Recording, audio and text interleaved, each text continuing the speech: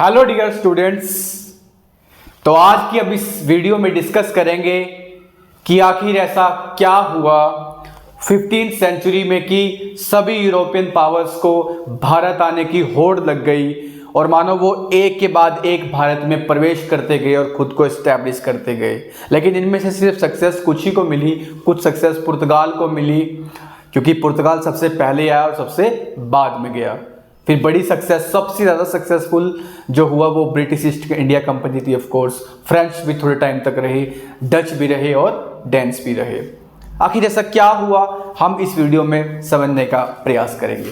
कहानी शुरू करते हैं डार्क एज से, यूरोप की।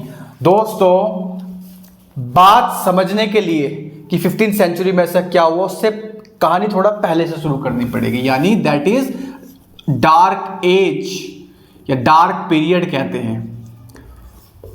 कि जब रोमन एम्पायर का फॉल हुआ 476 एडी में और बाइजेंटाइन एम्पायर बचा ओनली, तब हमें देखने को आता है कि यूरोप जो है एक डार्क पीरियड में चला गया था। यूरोप जिसके अंदर हमें पता लगता है कि लगभग हम कह सकते हैं 700-800 साल तक के लिए, 5वीं सदी से लेकर के, यानी जब रोमन एम्पायर का फॉल होता है और उसके बाद लगभग 12th सेंचुरी के शुरुआत तक का हम कह सकते हैं कि डार्क पीरियड चला, क्योंकि यूरोप के अंदर उस समय हमें फ्यूडलिज्म देखने को मिल रहा था।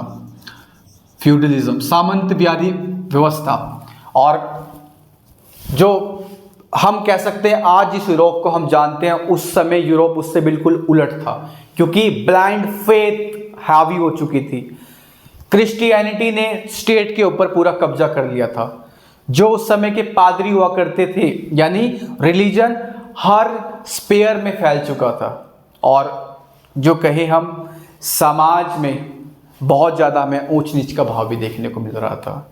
और ये भी देखते थे कि इकोनॉमिक इनइक्वालिटी भी हम कह सकते हैं, मतलब अमीर गरीब हर प्रकार से, मतलब समाज के अंदर त्राई त्राई हो रही थी, हाहाकार मचा हुआ था। तो इस प्रकार की सिचुएशन में, जिसको हम डार्क पीरियड भी कहते हैं, यूरोप चल रहा था उस समय।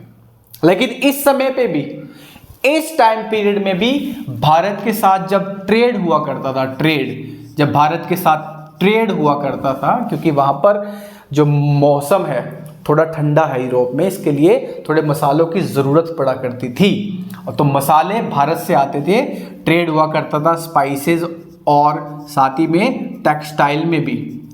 भारत के साथ यूरोप जब ट्रेड किया करता था तो हमें देखने को मिलता है यहाँ पर दो लोगों की बहुत इंपॉर्टेंस उस समय, मोनोपोली हम कहेंगे, जिन्होंने दो लोगों ने बहुत अपनी मोनोपोली बनाई हुई थी। एक थे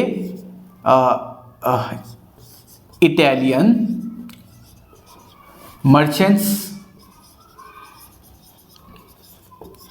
और प्लस अरब ट्रेडर्स,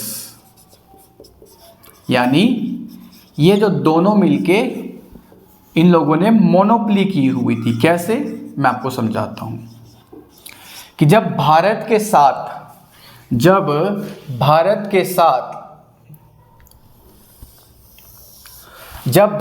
साथ कुछ भी सामान, गुड्स यूरोप में जाना होता था, तब उसके 3 रास्ते मेनली हमें देखने को मिलते हैं।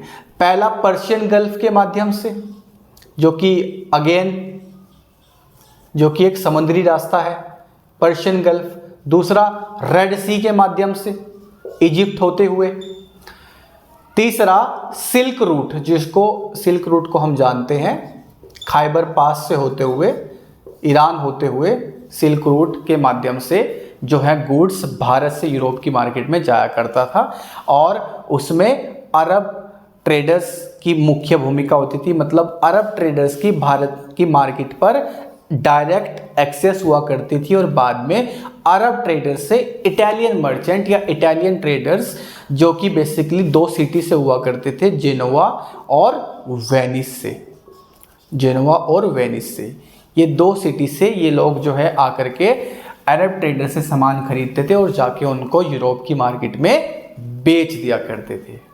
तो ऐसे में इन दो लोगों की हमें मोनोपोली हमें डार्क पीरियड में देखने को मिलती है। लेकिन अराउंड 13th सेंचुरी, 13वीं सदी के आसपास हमें यूरोप के अंदर एक पीरियड देखने को मिलता है जिसको हम बोलते हैं रेनेसांस, जिसको हम बोलते हैं रेनेसांस, या फिर हिंदी में कहे पुनर्जागरण। पुनर्जागरण, रेनेसांस या हिंदी में कहे पुनर्जागरण। इसमें होता ये था कि अब जो लोग हैं ब्लाइंड फेथ पे नहीं, साइंटिफिक टेम्परामेंट के हो गए थे। साइंटिफिक टेम्परामेंट के हो गए थे, मतलब अब वो लोग जो है हर चीज के पीछे लॉजिक ढूंढा करते थे, लॉजिक ढूंढा करते थे, लॉजिक, रैशनल हो गए थे लोग, ठीक है। क्योंकि अब जो लोगों ने पढ़ना शुरू कर दिया था अपने पास्ट के विषय में, वो लोग रोमन एम्पायर, ग्रीक एम्पायर के बारे में पढ़ने लगे, और फिर हम देखने को मिलता है कि लोगों के अंदर साइंटिफिक टेम्परामेंट, रैशनैलिटी डेवलप हो गई। तो ये रेनेसांस का भी बहुत बड़ा पार्ट जो है इसमें हमें देखने को मिलता है। आगे एक डेवलपमेंट इससे भी बड़ी जो आपको याद रखनी है, दैट इज साल 1453। साल 1453 एक ऐसा साल है जो आपको याद रखना है कि क्यों यूरोपियन महाशक्ति को 15th सेंचुरी में एकदम भारत आने की लगी। साल 1453 में एक बहुत बड़ी डेवलपमेंट हुई कि जो आज का तुर्की है, और तुर्की की जो आज की राजधानी जिसको इस्तांबुल हम बोलते हैं, उस समय पर उसको कॉन्स्टेंटिनोपल बोला जाता था, और वो पार्ट हुआ करती थी बाइजेंटाइन एम्पायर का, बाइजेंटाइन एम्पायर का। लेकिन साल 1453 में इसको कब्जा लिया जाता है ऑटोमन एम्पायर के द्वारा। किसके द्वारा? ऑटोमन एम्पायर के द्वारा बाइजेंटाइन एम्पायर को हरा दिया जाता है, और साल 1453 पे ये लोग खुद को एस्टैब्लिश कर लेते हैं एशिया माइनर, तुर्की के इलाके में। इससे और ज़्यादा जो पहले व्यापार हुआ करता था इटली और अरब के ट्रेडर्स के द्वारा, वो और महंगा हो गया।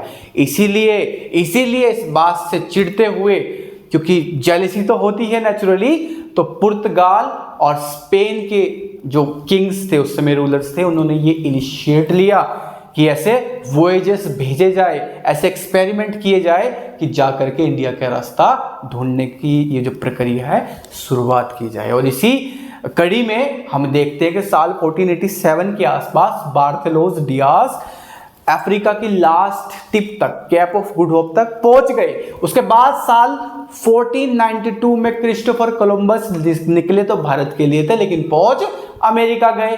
फिर भारत की खोज, ऐसा कहा जाता है, लेकिन भारत तो हमेशा से रहा है, कहा ऐसा जाता है कि यूरोपियंस के लिए साल 1498 में पुर्तगाल से वास्को डी गामा आज के कोझिकोड और उस समय के कैलिकट पहुंचते हैं, और ऐसे ही रास्ता खुल जाता है यूरोपियन शक्तियों के लिए भारत का। फिर उनको फॉलो करते करते, पुर्तगाल को फॉलो करते करते डच आए, फिर ब्रिटिशियर्स आए, फिर फ्रेंच, डेनिश। हम इन सब कंपनीज को देखते हैं कि वो भारत में प्रवेश करती है और अलग अलग जगह पर अपने आप को स्टैब्लिश कर लेती है।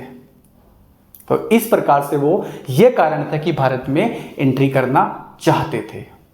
आई होप ये आपको काफ़ी कुछ इस वीडियो से क्लैरिटी मिली होगी, और आगे क्या हुआ फिर मैं आगे की वीडियोस में आपको बताता हूँ कि किस प्रकार से ब्रिटिशियर्स ने कैर्नेटिक वॉर्स में फ्रांस को डिफीट करते हुए फिर कैसे बैटल ऑफ प्लासी, फिर बैटल ऑफ बक्सर के माध्यम से बंगाल, बिहार और उड़ीसा पर कब्जा किया, वो सब आगे वाली वीडियो में डिस्कस करेंगे। आई होप इस वीडियो से काफ़ी चीज़ें क्लियर हुई होगी। Thank you so much.